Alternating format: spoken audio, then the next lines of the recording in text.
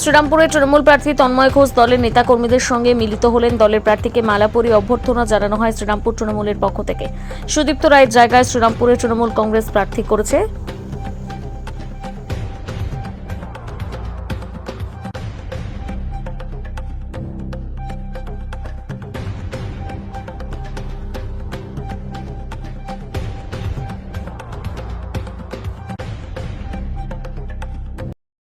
সমালোচনা করে সেটা না করে বিজেপির বিরুদ্ধে তাকে ধান থেকে লড়াই করার জন্য ভারতবর্ষকে বাঁচানোর জন্য সংবিধানকে বাঁচানোর জন্য বিজেপির বিরুদ্ধে যদি লড়াই করতে থাকে তাহলে তিনি মমতা বন্দ্যোপাধ্যায় কোনো ভবিষ্যৎ করতে পারবেন।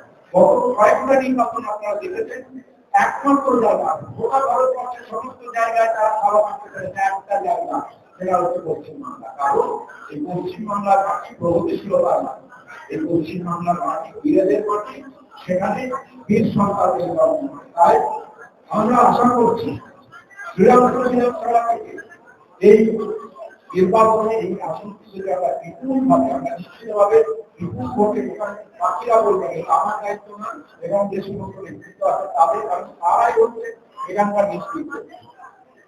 আমরা চেষ্টা করবো শ্রীরামপুর বিধানসভা সর্বাধিক ব্যবধানে জিতে দিদিকে এবং অভিষেককে উপহার দেওয়ার জন্য।